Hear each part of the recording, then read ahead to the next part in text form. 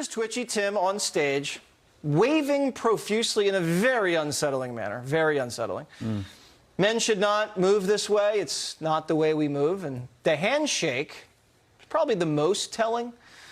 This is Walz and his wife shaking hands like business associates, followed by a weird hug.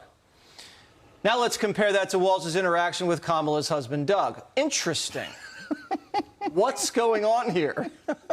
Vice President Kamala Harris's husband is on a mission to stomp out toxic masculinity. Now, in an interview, Second Gentleman Doug Emhoff said he will use his platform to speak out against it whenever he can. There's too much of toxicity, it's masculine toxicity out there, and we've kind of confused what it means to be a man, what it means to be masculine, where you've got this trope out there that you've got to be tough and, you know, angry and lash out to be strong. It's just the opposite. Yeah, following a legacy, Tommy, of multiple second spouses, commitments to children primarily, It's great to see now toxic masculinity being on the top of his agenda. I'm so tired of the identity politics. First of all, I'll say that. But from the party that doesn't know what a woman is, I really don't want them to define toxic masculinity. And what he said in that clip, men just think they have to be manly. I don't know about you. I like men that are manly. I'm sorry. Is that controversial to say now in 2023? I don't really care. We want men to be manly. We want men to be providers. We want men to have a firm spine and a backbone. That's okay. That's not toxic masculinity. If you're a jerk and you're a loser, that's toxic, no matter if you're feminine or masculine or somewhere in between. Yeah. But the fact that we've got this war on masculinity is part of the reason we have such a culture problem in the United States of America as it is, because young people don't know what they're supposed to be, they don't know what they are, and they're confused. And then we're left with this. By the way, I'll also mention, very few people know who the second gentleman is, maybe because this is his agenda.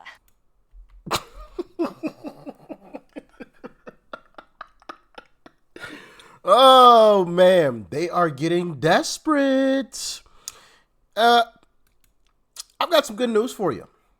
Y'all remember back in 2020 when they were projecting that Trump was going to lose in this massive landslide, right?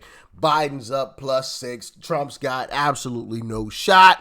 They did the same thing in 2016. Oh, Hillary's going to be the next president. It's like an 80% chance she's got it in the bag. Who was it? Cenk Uygur and a couple other folks were on the show, and like as the show went on, like his whole expression changed. He was like, well, yeah, he was gonna win Florida. That's all right. But Michigan too, well, you know, it's okay if he wins Michigan, but she wins blah. Nope, didn't win that off. You know? Well, if that were to happen again, it's going to get ugly. Look at Donald Trump's electoral vote total right now, if the polls are exactly right, 262. But let's say the polls are off like they were back in 2020. Look where he goes. He goes to 312. Why is that? Because the polls underestimated Donald Trump in 2020. So the bottom line is, instead of losing those Great Lake battleground states, he wins all of them. He obviously holds on to North Carolina, Georgia, and Arizona, and he gains Nevada. So if the polls are as good as they were in 2020, despite the fact that at this particular hour Donald Trump trails in enough states to give Kamala Harris the victory, if the polls are off like they were in 2020, Donald Trump would actually win the election. And I think that's the case. I think that is the case currently. These polls are completely off. And what is happening across this country are some different things, like in Virginia, where, honestly, I think Donald Trump could possibly take Virginia. I know, it's crazy to say, but I think he could actually take Virginia, without a doubt. And Georgia just actually did something that was pretty great. Some big implications in Georgia when it comes to the election, as the Georgia State Election Board has just approved a new hand counting ballot rule. So let's break it down here for you. The Georgia State Election Board convened today to discuss and vote on nearly a dozen proposed changes to election rules ahead of the November general election. Among the most contentious proposals was a new requirement for all ballots to be hand counted at each polling location, which the board has now approved. Supporters argue that hand counting ballots is essential for ensuring election integrity and increasing public trust in the process. However, opponents warn that this rule could lead to significant delays in reporting election results, especially in larger counties. The concern is echoed by election officials who fear the change will create logistical challenges at a time when election preparations are already underway. Oh, man, you got to do some extra work. You actually got to work instead of just plopping it in a machine. Boo-hoo. Count it by hand. Count it by hand. I want everything counted by hand. But not only that, listen to this poster here. Pulled this switcheroo. That despite what the polls were going to show, because I knew it was coming. Robert and I, we talked about this. We told you guys this on What Are the Odds. Because of what fuels polling errors in modern politics, you should absolutely expect this, and that in truth, this could be an even bigger miss than either 16 or 20. That's just the math.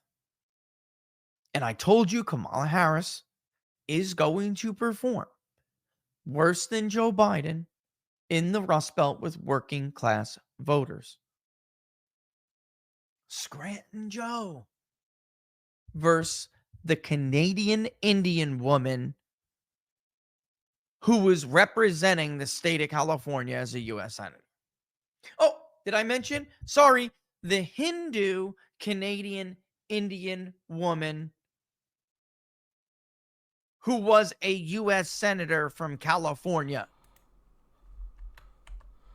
Yeah. Straight from a poster's mouth. This could be a bigger miss than in 2020, in 2016. If he is correct, ladies and gentlemen, we're going to have a good night come November 5th. Okay? It is going to be an early night. As a matter of fact, I saw something where J.D. Vance was talking about that, his prediction. And he was like, it's 60-40 that it's going to be an early night come November 5th. I'm 60% sure it's going to be early based on internal polling that, you know, he and Trump, you know, the team have available to them. And Kamala's panicking. He said he's gotten reports that, matter of fact, I think I saved that video, but he said he's got reports that Kamala and her team are panicking right now. They are not doing good because they have the internal polling. And as I said before, the internal polling is a lot different from the polls that we actually see and what we actually get. And I'm trying to look and see if I actually saved that video because I watched it yesterday. I have said publicly, I've been attacked by this from the left. I've said, look, Kamala's own internal polls are not very good right now. And of course, the lefties say, well, J.D. Vance is the VP candidate for Republicans. Nobody in Kamala Harris's campaign is talking to him. And that's right, by the way. Kamala Harris's campaign is not talking to me. But they are talking to journalists. Yeah. And then those journalists want insights into what's going on with the Republican ticket. They want to see our internal numbers. Yeah. And look, the journalists are telling me that Kamala Harris doesn't like her numbers. The journalists are telling me our campaign does like their numbers. There's a consistency of story here. Journalists act as kind of like it's an information. They're like the intelligence operatives, right? Like totally true. And in fact, some of them are working for intelligence operatives. Right. Yeah, journalists are to electoral politics what like the CIA is to international relations. True. People think, just like in polling, they think, oh, polls are designed to measure what people think. Journalists are designed to report what happened. No. Journalists are players in the political system. Yes.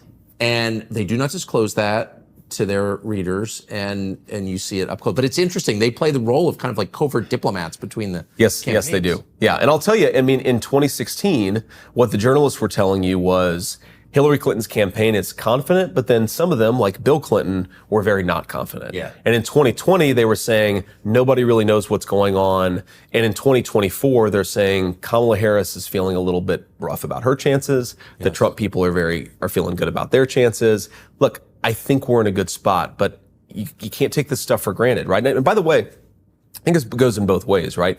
If you take two rows of a picture, you can get demotivated. If you take too pessimistic of a picture, you can get demotivated. we still have to do our job. We have to go out there, persuade voters. We have to go out there and knock on doors. If you're watching this and you want to get involved in the campaign, like, go and do it. Go to donaldjtrump.com, volunteer, become a door knocker, because we actually can win this race. I think we will win this race, but not if we sit on our asses. And Is what you're saying. oh, absolutely, they're fake. They're absolutely fake. And we see this. I mean, again, you know, this is like very nerdy, but let's like go down this polling rabbit hole. Okay, so I you know. A friend of mine, I think, is the best pollster in America. Every race I've ever seen him poll, he's way better than anybody else, okay? So good pollster versus a standard media pollster. Tony Fabrizio, great guy. He's the president's pollster, okay? Take a standard media poll and ask yourself, like, what are they doing? Those polls are all conducted by what's called online panels. In other words, they have a group of people that they go to again and again and again. They ask their opinion. Well, who are the people who are going to respond aggressively to online panels about what they feel about every issue of the day?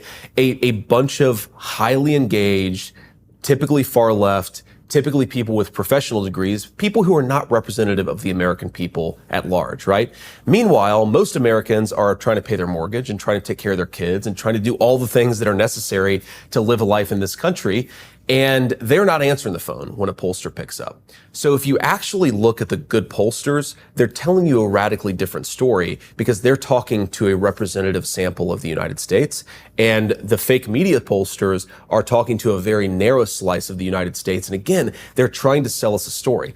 And it's not just, this is not primarily to manipulate the American people. I think it's to manipulate us, meaning elected officials. Because I've sat in lunches with a number of my colleagues who will say, look at this poll and look how Americans are responding to this or that issue.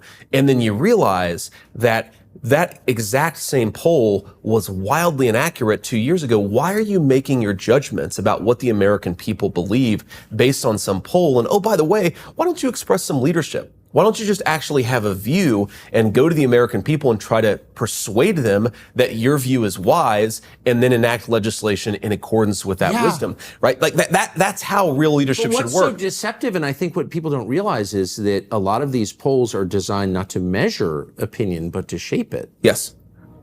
So they are tools of influence. 100%. President Trump said this recently in an interview, where he said that the purpose of some of these polls that say, okay, you're down 17 points in Wisconsin. So say you're a Republican voter, you want to support Donald Trump and J.D. Vance. And of course, the polls now are much better for us than they were back in 2020. But let's say you want to support President Trump and you read a story that says he's down by 17 points in Wisconsin. Why even show up, right? So there's a voter suppression dynamic here where you try to get people to get depressed and to drop out of the democratic process. Don't even go and vote if the president is down by so much. The purpose of these polls is actually manipulation of both the public themselves, but also, of course, elected officials. And I think that we have to have the courage to trust our own convictions, to say, screw you, I don't buy the polls, and to do what you think is right on behalf of the country. You know, I'm glad that I came across these video clips because I 1000% agree. And I've said that time and time again. When these polls started first rolling out and they were all bad for Trump, right? Trump's going to lose. Oh, my goodness. Trump's down 10, blah, blah, blah, blah. Trump down 8 to Kamala. I'm like, yo, there's no way. And I was like, yeah, I'm not trying to be a hypocrite, right? Because I believe the polls when they were talking about Trump versus Biden, which obviously we see they got Biden up out of there, which gives credence to that. But I don't want to be a hypocrite, but these polls just don't seem right based on all of this other stuff over here. Like, this stuff here is not aligning with what these polls are saying. The street interviews, right? All of the street interviews, the comment sections on social media, on certain videos that pop up with Kamala, right? Matter of fact, I showed you guys the comment section of the video where Kamala was talking to Oprah. And I mean, if you just randomly scroll through the comment section. I put it on videotape so y'all could watch me do it. I just randomly scrolled and read a comment and they were all negative. Like, it was literally like a 90 to 10 negative to positive ratio. 90% negative, 10% positive ratio on a Kamala and Oprah video. But Kamala's going to win by +8? Like, no, that makes no sense. Nothing else matches that poll. So, yes, I think the manipulation with the polls is just to, discourage people from participating. And it goes both ways, whether it's like a poll that says, oh, Trump's up big, right? When really he isn't. He's up, but he's not up big, There's still enough of a gap to where, hey, if enough Trump supporters don't show up, we can close that gap. So let's just say he's up by 6. So people just sit at home, right? And that's why I said, even if you live in a deep red, I said this yesterday, even if you live in a deep red state, show up. Show up. If you could do it early, but show up. Show up. I don't care what the poll says. Doesn't matter. Like, it's cool to look at them. It's cool to talk about. But also, on the other hand, don't be discouraged if you see a poll that comes out where it's like, oh, Trump down 5. Don't be discouraged. Still show up. Show up. Okay? Don't believe some of these BS polls. Like I said, I believe Rasmussen, they've been accurate, right? Trafalgar has been accurate. Atlas was one of the most accurate polls in 2020. So and I showed you guys, actually, those were the 3 most accurate pollsters in, I believe it was 2020. It might have been 2020 and 2016, but I know if I remember correctly, it was definitely 2020. The 3 most accurate pollsters all say Trump is going to win. All the rest of them, it's Kamala's going to win. But the 3 most accurate ones all say Trump. Now, why is that? Why is that? And I'm going to leave y'all with this. I want to play this. Well, I'm going to play part of it because it's just super cringe. Tim Walz trying to act like a regular American guy and fixing a car that he doesn't actually fix. I'm going to speed it up just a touch so we're not sitting here forever, but check it out.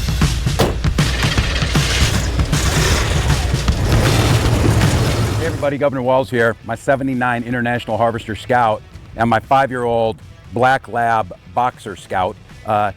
Everything works on here, except one thing I'm still tinkering with, cruise control. So I'm gonna show you how to fix that. At the same time, we talk about creating an opportunity economy so that everybody can get the opportunity to thrive. So come here, take a look at this. I'll show you how this thing works. It's fascinating how the cruise control works on these old vehicles. All right, here we go. 345 International motor, no computers, all analog. And this is the cruise control. This thing works on vacuum, pulls, and this is ingenious. This arm is just a chain that slides back and forth inside this arm. And when it's working, works within a couple miles per hour.